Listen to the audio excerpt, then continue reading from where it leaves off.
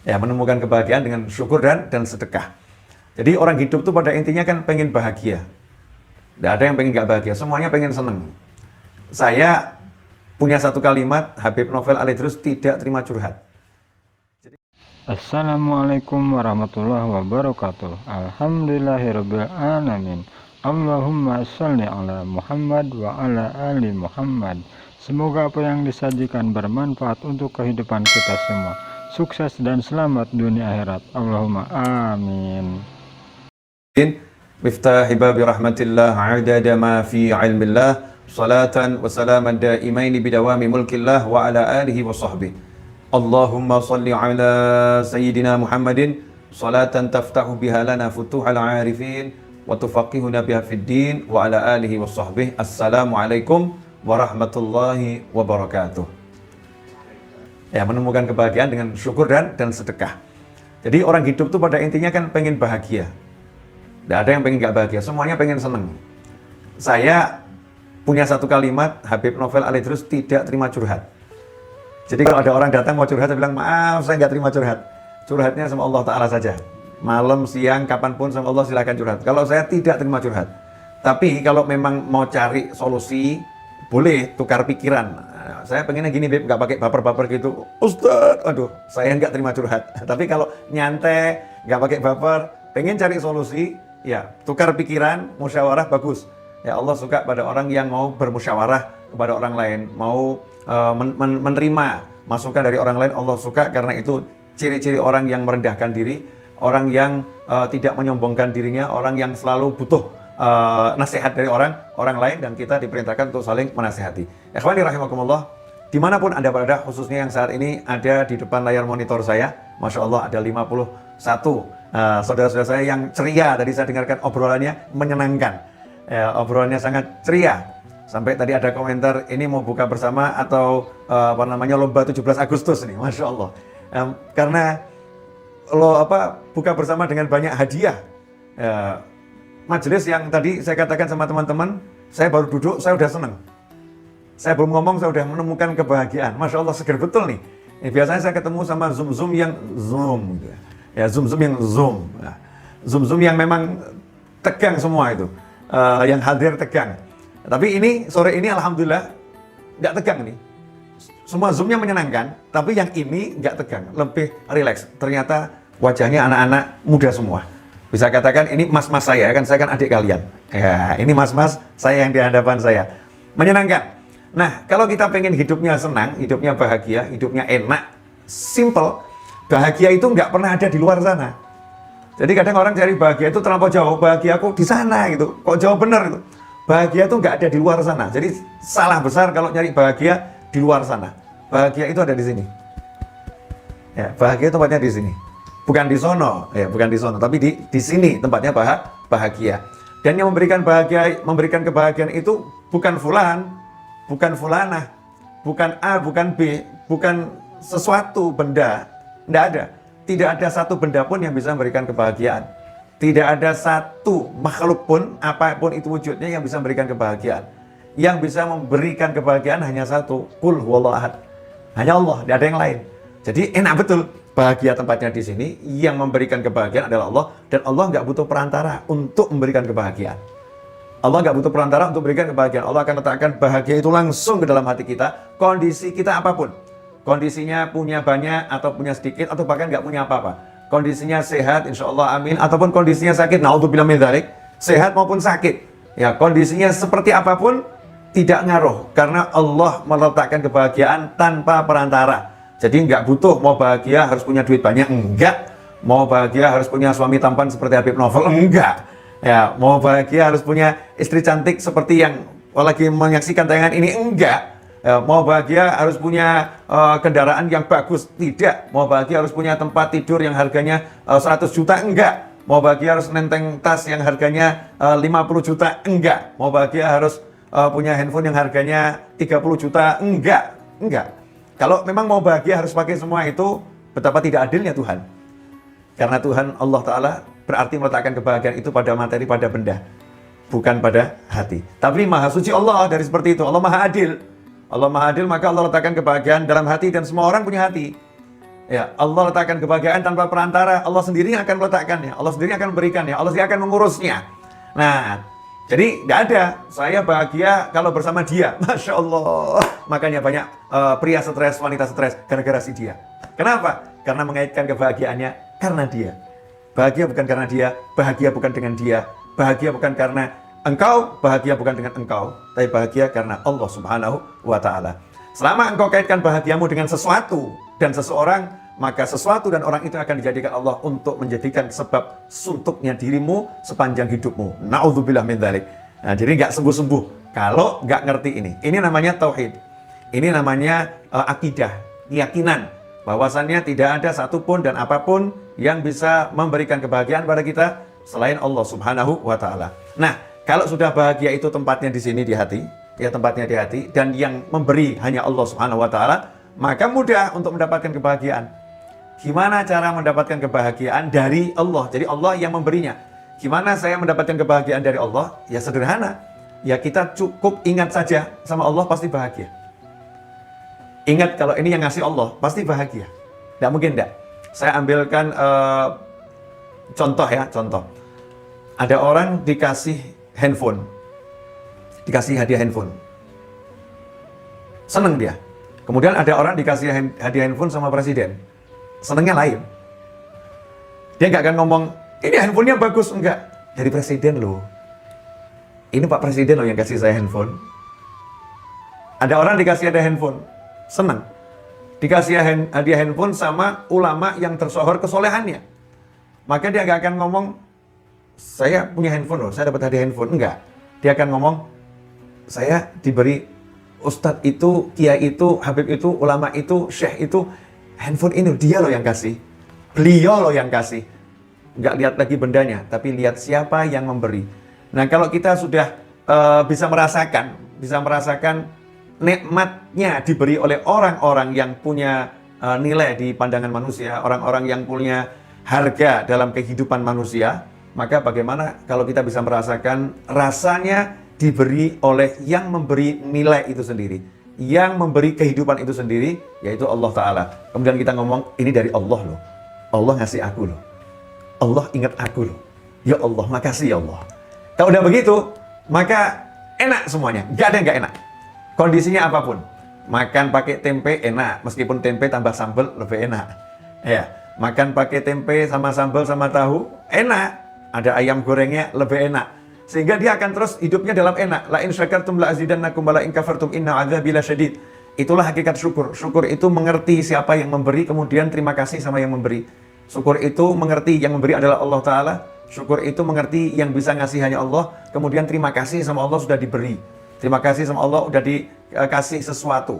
Itu namanya syukur. Kemudian kita gunakan pemberian Allah ini untuk Allah Subhanahu wa Ta'ala. Kita kembalikan kepada Allah Subhanahu wa Ta'ala. Yang ngasih Allah, kita yang terima, kemudian kita kembalikan kepada Allah. Itulah syukur.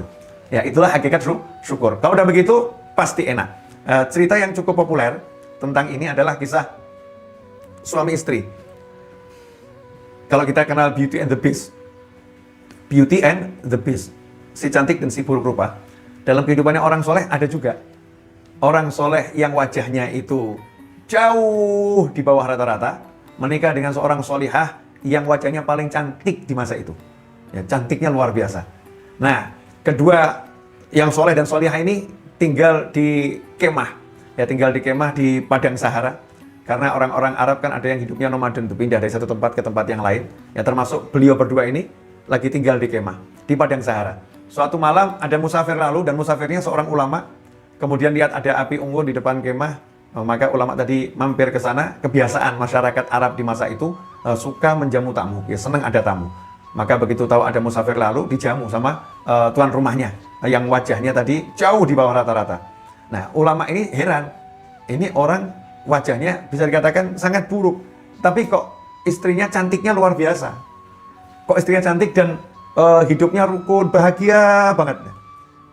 Maka keesokan harinya sebelum pulang, ulama tadi memberanikan diri, ustadz tadi memberanikan diri nanya kepada nyonya rumah. Karena mau nanya sama tuan rumahnya nggak enak. Ya masa ngomong wajahmu jelek, kok dapat istri cantik, kan nggak enak gitu ya. Maka nanya sama yang punya rumah, yang perempuan. Maaf bu, saya mau nanya. Ibu ini kan cantiknya luar biasa. Kok ibu nikah dengan suami yang wajahnya ya seperti suami ibu, tapi kok bahagia nih? Resepnya apa ini?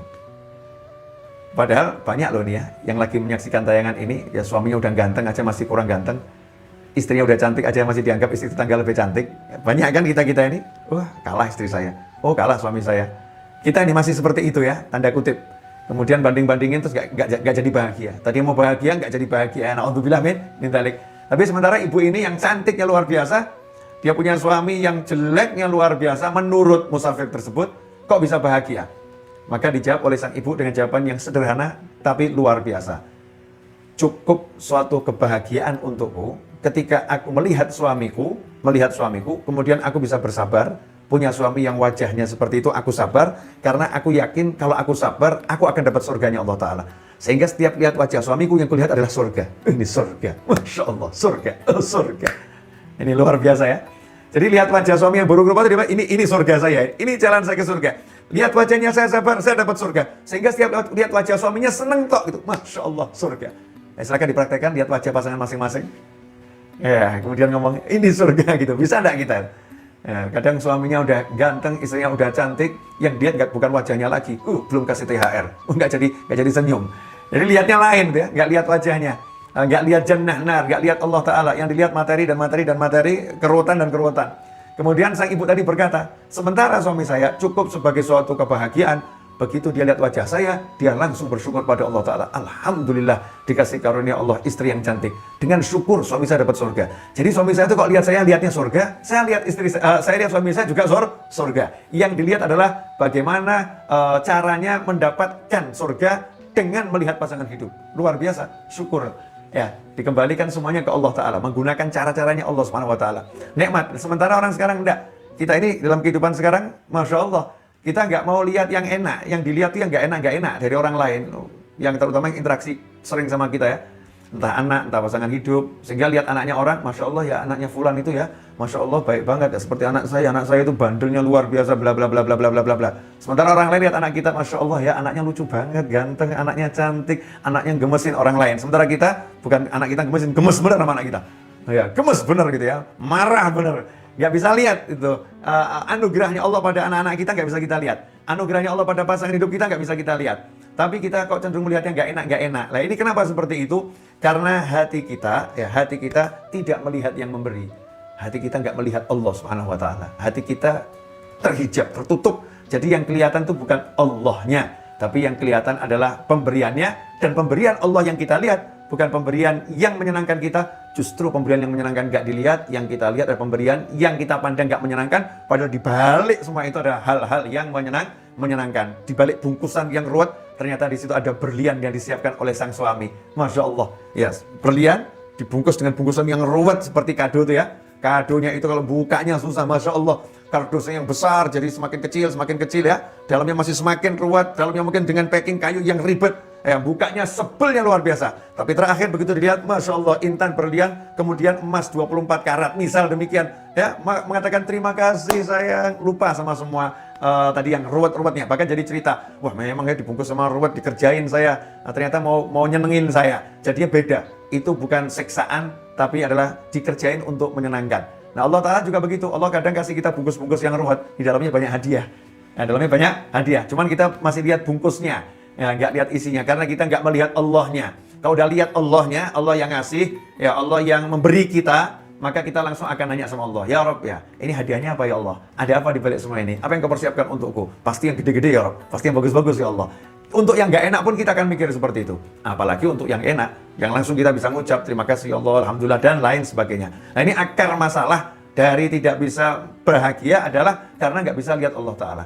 Karena itu jadi muslim itu nomor satu suruh syahadat, asyhadu. Syahadat itu artinya menyaksikan.